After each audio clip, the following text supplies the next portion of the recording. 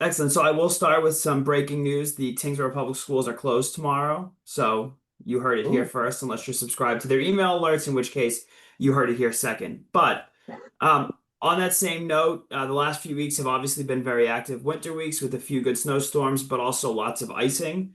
Prior to the Town Manager Act, the Select Board was required to formally vote to authorize deficit spending in the snow and ice account.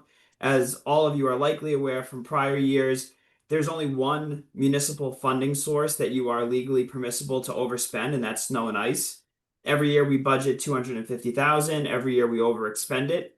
The reason that we keep it at 250 is because it adds flexibility elsewhere in the budget, and we generally use free cash to close the funding gap. So as of January 21st, because I don't have the numbers from what was a blockbuster storm yesterday into today, we are $70,000 into a deficit. This is in line with where we were at this point last year. And again, with all the snow that fell yesterday and into today, I'm sure that that number has increased. So what you will see is at an October special town meeting, a request to use free cash to close that deficit. On that same note, I do want to just take a minute to share my appreciation for the hard work of our DPW crews. The Highway Division has been out almost nonstop since Saturday or Sunday morning, keeping roads clear and passable. And our Facilities Division has been out just as long clearing municipal parking lots and ensuring that all of our facilities are ready to open tomorrow. Town offices, the library, and the Center for Active Living will operate regular schedules tomorrow. And our facilities crews have ensured that that will happen uninterrupted. Our DPW superintendent, Jake Zwicker, was out with the DPW folks throughout the storm. We were in touch late into the night and early in the morning. And fortunately, there were very little issues. I spoke to our public safety folks again this morning. There were no serious accidents. I think Chief Russell joked that not even a twig had fallen. No substantial power outages. So, aside from all of the folks that had to shovel, it was a relatively easy storm in terms of a public safety perspective. A note that nomination papers are now available for the May 2026 annual town election. Residents can obtain those nomination forms in the office of the town clerk through March 26th. The deadline to turn in completed nomination papers is March 31st. And if you visit tyngsboroughmay.gov, there's a scroller on the homepage that has all the information, the important deadlines, how you vote, where to register to vote, and you can also check your voter registration status. Last week, we announced the fiscal year 27 budget office hours. Our first one will be on Tuesday, April 7th, followed by Wednesday, April 15th, and Wednesday, April 22nd. We'll host one in the evening at Town Hall, in the afternoon at the Center for Active Living, and then one in the evening via Zoom. This follows the same format that we used in the last 2 years. We implemented these 2 years ago with the goal of creating an informal setting for residents to get familiar with the budget process, as well as the proposed budget. We found them to be traditionally very well attended. I think those that attend the budget office hours, and I believe that every one of you has attended it, has an opportunity to very informally ask questions that they may otherwise not feel comfortable asking at town meeting. And again, we joke about this all the time. We can spend 45 minutes debating a zoning amendment article, and then in 3 seconds, we approve the town's $50 million budget. So our goal here was really to help residents develop a sense of ownership, and I think that that has happened.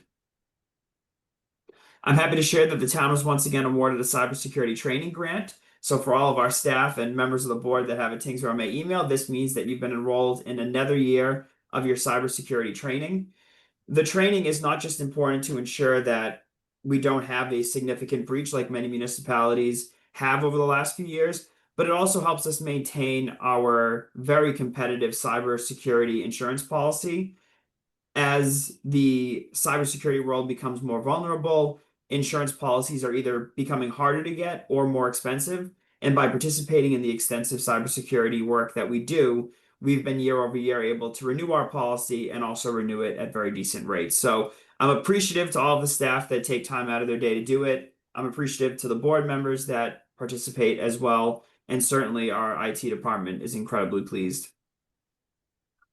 On a staffing front, I would like to wish a congratulations to our newest police officers. Officer Aaron LeMay and Officer Brian Walker will graduate from the Massachusetts Police Training Committee's Police Academy on Thursday. They're graduating from the 36 recruit officer course and will promptly begin their field training here in Tyngsborough before being able to assume solo patrol responsibilities later this spring. Chief Woods was originally supposed to be here this evening to introduce them and do a pinning ceremony, but Given the virtual nature of our meeting, he will be before you at your meeting on February 9th, and we'll have those officers with him as well. And then just a couple reminders and upcoming events. The Council on Aging will host a paint and sip with non-alcoholic beverages on Wednesday, January 28th at 6 p.m. at the Center for Active Living. A reminder that there's a primary for the special state election on Tuesday, February 3rd, 2026. This is for the election to replace or to fill the vacancy left by the passing of the late Senator Kennedy. The polls will be open from 7 a.m. to 8 p.m. You can vote by absentee mail now. And again, if you visit tyngsborough.gov or contact our town clerk's office, they can help you find all of your voting options. And then the Tyngsborough Health Department and the town clerk's office will host their second annual rabies vaccine clinic and dog licensing event on Saturday, February 21st from 10 a.m. to 2 p.m. at Ironwood Park in the clubhouse. Walk-ins are welcome, or you can register online by visiting tyngsborough.gov.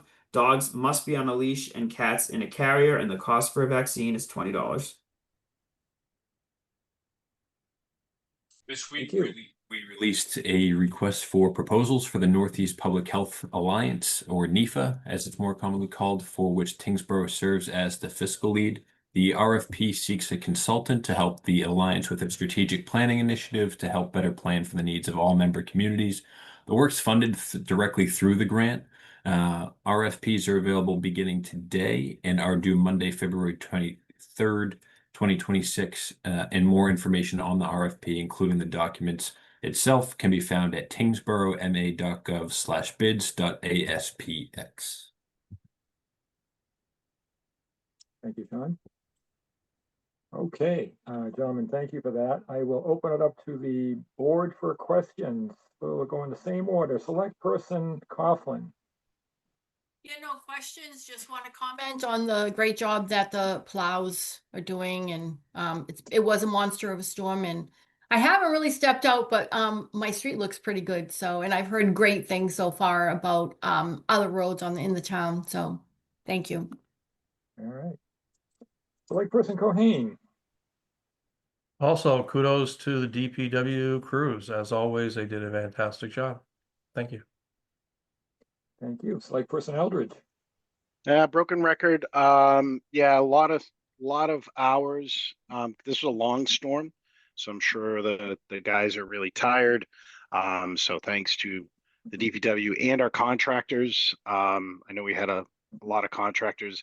I know a lot of folks have been lamenting some of the challenges of early season storms that we had, those 1 to 2 inch ones, which it's not worth it to go out and plow and sand and do all those things. And people are like, oh, but this storm really showed that, hey, when we go out there and we have to go through and address real storms, our folks are just top notch. And I went out this morning first thing, and I was shocked at how clear the roads were that early. It was just amazing. So, and I'm so glad to hear that from a public safety standpoint that the residents were smart in their driving, and we didn't have people that were thinking that they have all-wheel drive and that they can just drive around wherever they are. So glad to hear that we got through whatever 18, 19 inches that we've got unscathed. So thanks, everybody. Thank you. Select person Gilfus. Thank you, Mr. Chair. Props to DPW. And certainly there's been a lot of nice conversation on Facebook about how well the roads have been cleared in town. I saw people posting on a local meteorologist page bragging about how great Tyngsborough looked and how clear the roads were. So kudos to that. I am curious, do you have a sense, Colin, of why the schools decided to close tomorrow? I mean, I haven't left my house in 36 hours, so I don't actually know how it is out there. But if the roads are as clear as it sounds like they are, what else factors into that? Do you know? Yeah, certainly it's not. So the roads are relatively clear. I think I've not looked away from this computer screen, but we were expecting a few more inches tonight, likely. But the other thing is that all of our efforts during the heat of the storm are keeping the roads passable. There's still substantial work left to do in terms of pushing back intersections, clearing corners that are tough to make turns, certainly factoring in students that have to, wait where there's a a big snow mound right now. So it's not as simple as if the roads are all right. It's really about making sure that we have the time to do some of the detailed work that can't happen until we've kind of gotten out of the immediate storm mode. That's very helpful information. A question that I had before you mentioned that, when you talked about the snow and ice account, how does that work in terms of budget? Do we budget anything in that account, or do we always run it as a deficit and then pay it back at the end of the season when we know how much we've actually spent? We always budgeted at 250,000. That we've been doing that for probably 6 or 7 years. The reason you don't want to over budget is because once you budget the money, it's unavailable for any other purpose until typically, you know, the special town meeting after you've closed your books. So if you over budget, let's say you budget 500,000, you only use 300, you've kind of left that $200,000 unavailable to touch.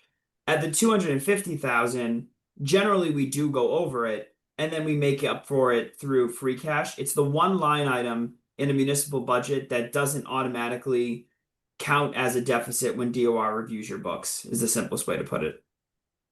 Yeah, I can imagine that the Commonwealth has needed to make that delineation because every community is dealing with the same uncertainty of how weather works. So, okay, thank you. And then a question for Sean.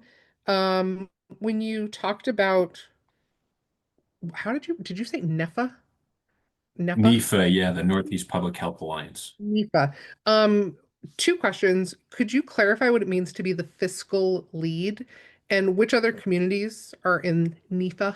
Yeah, it's Tyngsborough, Billerica, Chelmsford, and I believe Drake. Colin, correct me if I'm wrong on the last one. Tewksbury, Tewksbury, yes. Tewksbury. not Drake. Yep, thank you. So Tyngsborough basically serves as the procurement lead. So now that we're issuing an RFP, as we've done for the Board of Health and NEFA in the past, everything goes through our office. So from that standpoint, we take care of it. We issue the RFP. So it's not Chelmsford, it's not Tewksbury, it's not Billerica.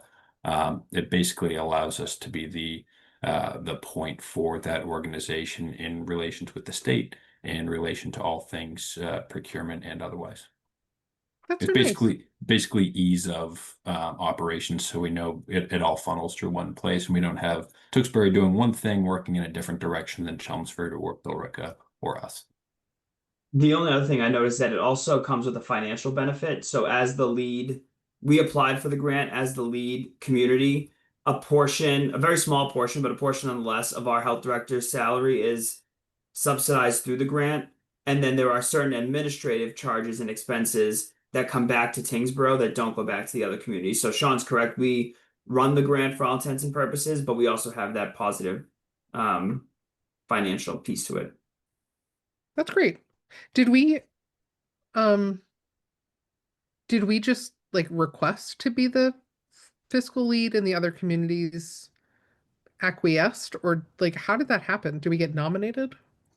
This is our fourth certain amount of year in the NEFA grant, and I believe the historical passage of it is that our health director approached those other communities asking if they were interested, and we had the capacity at the time to be the lead, and so it's worked very well. Everybody in the group has the same vote, so NEFA is the name of the organization. They post their meetings, they meet and decide how to use the grant. So it's not like we get to control everything, it's just that we agreed to be the lead. I just think that's nice. I think that this is yet another example of the way that our town really steps up for the region, and that we have really strong staff that thinks about community partnerships. And I think this is really lovely. So thanks for bringing this to us, Sean. Sorry. That's it. Okay, and might as well go with the DPW, go 5 for 5, and kudos once again to the DPW for the great job that they did for this storm and for every storm. My other comment is on your budget office hours, Colin, and I'm glad you're doing this. I think we cannot emphasize enough to the townsfolk, this is not our budget. This is not, your budget, Colin. This is the town's budget. Everyone has, an equal say in this budget. As Mr. Cohen always points out, we are just one vote. But everyone has a vested interest in understanding this budget, in voicing their concerns, asking their questions. So I'm glad that you're doing this. I think it's a very important thing that we put out there and make available to people. So thank you.